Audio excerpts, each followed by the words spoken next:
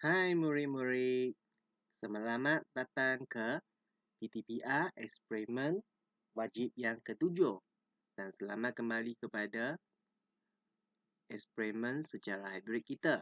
Okay, jadi untuk tajuk eksperimen kali ini, kita akan lihat kepada gerak balas badan terhadap aktiviti fizikal cergas. Okay, jadi di sini kita boleh nampak kita berada dekat tema yang kedua, bidang pembelajaran yang ketiga dan perkara yang kita belajar dalam eksperimen ini adalah tentang menganalisis pengetahuan mengenai koordinasi atau gerak balas dalam konteks penyelesaian masalah berkaitan dengan penyelenggaraan dan kesinambungan hidup. Okay, mari kita lihat kepada yang seterusnya. Okay, homeostasis dalam benda hidup. Apakah maksud homeostasis? Okay, homeostasis merujukkan kepada pengekalan keadaan persekitaran dalam badan sesuatu organisma, misalnya aras suhu, air, pH, tekanan, darah dan sebagainya supaya berada dalam keadaan yang seimbang dan stabil. Okay, pengekalan persekitaran dalam badan sesuatu organisma dalam keadaan seimbang dan stabil membolehkan semua proses hidup dalam badan organisma itu berjalan dengan lancar. Sekiranya keadaan persekitaran tidak seimbang, misalnya suhu terlalu tinggi, sel-sel organisma boleh mati kalau bukan dengan ada homeostasis yang berlaku. Okay, jadi kita lihat pernyataan bagi masalah eksperimen kali ini. Okay, jadi murid-murid sila lihat kepada buku kerja anda pada muka surat 183 dengan muka surat 184 bagi eksperimen wajib 7 untuk kali ini. Okay, pernyataan masalah untuk eksperimen adalah, adakah kiraan nadi semakin meningkat apabila melaksanakan tugas yang berat? Adakah kiraan nadi semakin meningkat apabila melaksanakan tugas yang berat?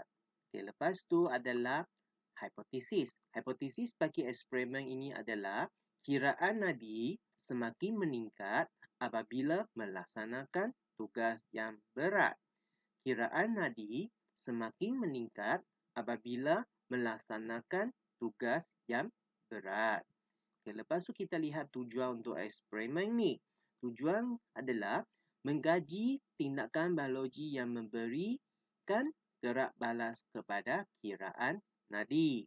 Mengkaji tindakan biologi yang memberikan gerak balas kepada kiraan nadi.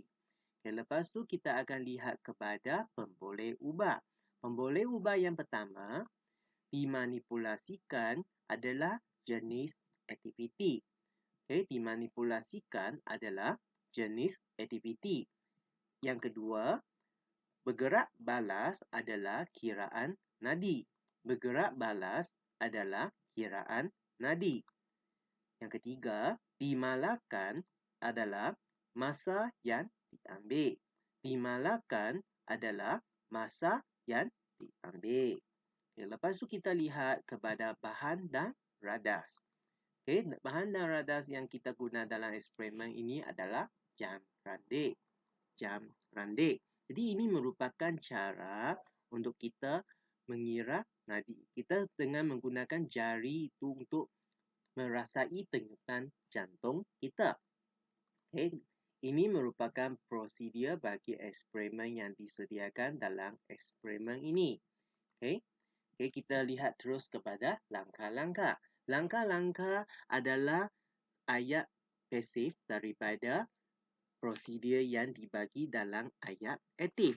Okay, langkah-langkah yang pertama, seorang murid daripada setiap kumpulan dipilih untuk menjalankan aktiviti iaitu keadaan rehat, berjalan dan berjoging. Aktiviti berjalan dan berjoging dijalankan selama 10 minit. Seorang murid daripada setiap kumpulan dipilih untuk menjalankan aktiviti iaitu keadaan rehat, berjalan dan berjoging. Aktiviti berjalan dan berjoging dijalankan selama 10 minit. Yang kedua, kemudian kiraan nadi setiap murid diambil selama 1 minit seperti yang ditunjukkan dalam raja dan bacaan direkod. Kemudian, kiraan nadi setiap murid diambil selama 1 minit seperti yang ditunjukkan dalam raja dan bacaan direkod. Okay, kita lihat kepada keputusan eksperimen.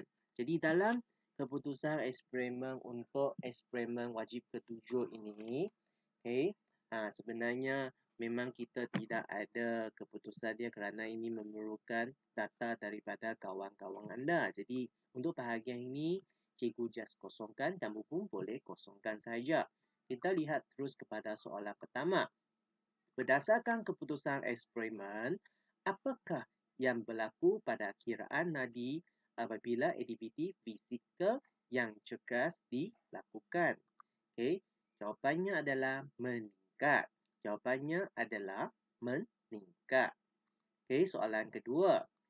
Amin berpeluh selepas aktiviti yang lebih cergas dilakukan. Terangkan mengapa peluh dihasilkan oleh Amin.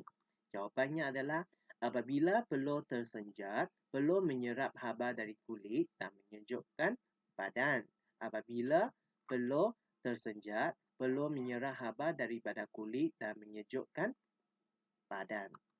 Okay, lepas tu kesimpulan untuk eksperimen ini adalah hipotesis diterima, kiraan nadi semakin meningkat apabila melaksanakan tugas yang berat. Hipotesis diterima, kiraan nadi semakin meningkat apabila melaksanakan tugas yang berat.